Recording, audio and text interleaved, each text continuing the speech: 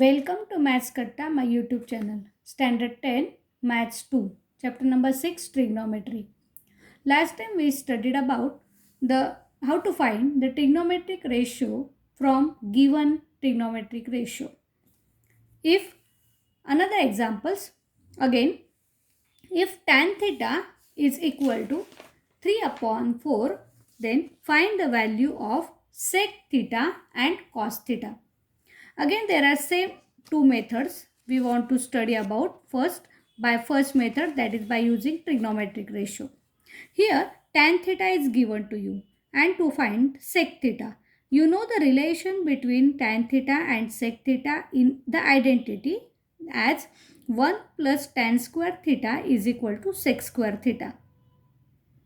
There are again these two ratios in these identities. One is known to you and this sec is you want to find. Therefore, we can use this identity. Substitute the value of tan theta here. Then 1 plus 3 upon 4 bracket square is equal to sec square theta. That is 1 plus 9 upon 16 is equal to sec square theta. 16 plus 9 upon 16 is equal to sec square theta. Means 25 upon 16 is sec square theta. Here this sec square theta is known. Now to find the sec theta, you want to take the square root on both sides. Then you get sec theta is equal to 5 upon 4. This ratio is known now. Now to find the cos theta. Again find the relation between sec theta and cos theta. बघा विद्यार्थ्यांनो, जर तुम्हाला एका trigonometric रेशोवरनं दुसरा काढता आलेला आहे आणि अजून एक रेशो तुम्हाला काढायचा आहे कॉस थिटा, पण कॉस थिटा, टॅन थिटा आणि सेक थिटा यामध्ये तुम्हाला कुठलं रिलेशन सापडतं आहे का याचा विचार तुम्हाला करावा लागेल.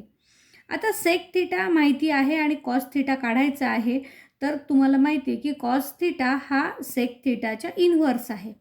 म्हणजेच sec theta is equal to 1 upon cos theta, or you can say that cos theta is equal to 1 upon sec theta.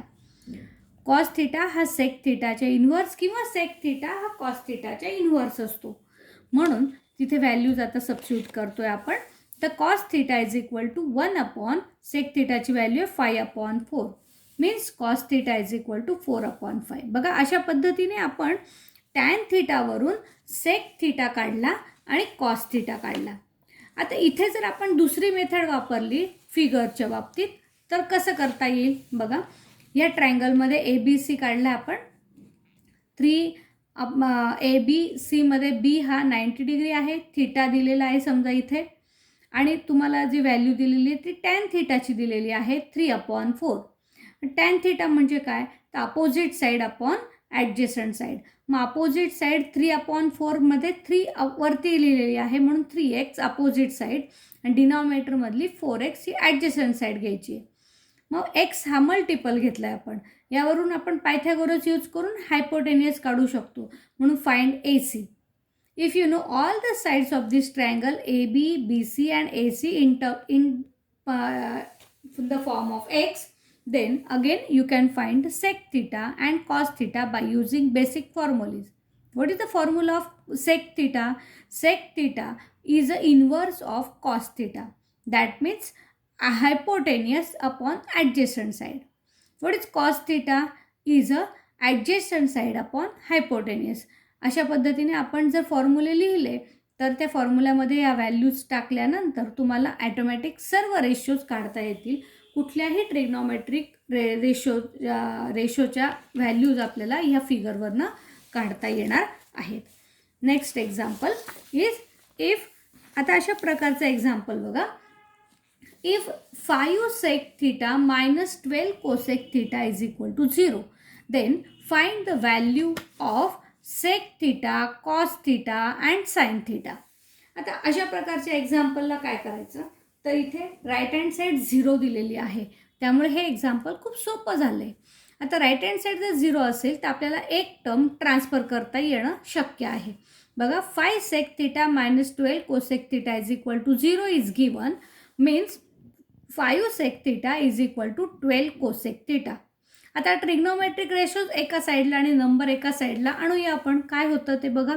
sec theta upon cosec theta is equal to 12 upon 5. what is now convert these trigonometric ratios in the form of sine and cos always, because when you know sine theta, cos theta and tan theta, then you can easily find out the another trigonometric ratios.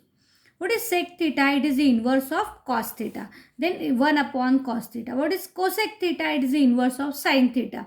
Means 1 upon cos theta upon 1 upon sin theta is 12 upon 5 as it is. Then 1 upon cos theta as it is divided by 1 upon sin theta means multiply by its inverse, that is sin theta upon 1. Then this is sin theta upon cos theta, that is equal to 12 upon 5. What is sin theta upon cos theta? It is a tan theta. Tan theta is 12 upon 5. बघा आपल्याला tan थीटाची value दिलेल्या गोष्टीवरून आपल्याला tan थीटाचा ratio सापडलेला आहे. आता tan थीटावरून आपल्याला सेक, cos आणि साइन या 3 रेशोच्या संदर्भात आपल्याला विचार करायचा आहे. मग टॅन थीटाचं जवळचं रिलेशन सेक थीटाशी आहे, आयडेंटिटीमध्ये आपल्याला माहिती आहे. Then 1 plus tan square theta is equal to sec square theta. 1 plus 12 upon 5 bracket square is equal to sec square theta. Then square this.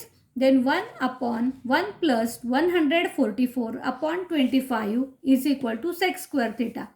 25 plus 144 upon 25 is equal to sec square theta, means 169 upon 25 is equal to sec square theta. That is 13 upon 5 taking square root is the value of sec theta. बघा आपल्याला सेक थीटाची value मिळाली. अजून काय काढायचं आहे आपल्याला, तर sine theta काढायचा आहे किंवा कॉस थीटा काढायचा आहे. मग आता कॉस थीटा आणि सेक थीटाचं जवळचं रिलेशन आहे, तर cos theta is a inverse of sec theta. Therefore, as sec theta is 13 upon 5, then cos theta is 5 upon 13, means its inverse. आता आपल्याला राहिला आहे साइन थीटा ही व्हॅल्यू आपल्याला काढायची आहे. बघा साइन थीटाची व्हॅल्यू कशी काढता येईल. आपल्याला टॅन थीटाचा फॉर्म्युला माहिती आहे की tan theta is equal to sine theta upon cos theta. आता यामध्ये आपल्याला टॅन थीटा माहिती आहे, कॉस थीटा माहिती आहे, म्हणून हा कॉस थीटा इकडे जर ट्रान्सफर केला तर आपल्याला साइन थीटाचा फॉर्म्युला मिळेल. Sine theta is equal to tan theta into cos theta. You know all both values. Then substitute this 12 upon 5 into 5 upon 13. 5 and 5 will get cancelled. Then sin theta is equal to 12 upon 13. That's again when this equation is given to you, in this equation is given to you, then you can find one trigonometric ratio's value of this from this equation and then find the required trigonometric ratios. If you understood this, then like the video, share it with your friends and subscribe the channel. Thank you.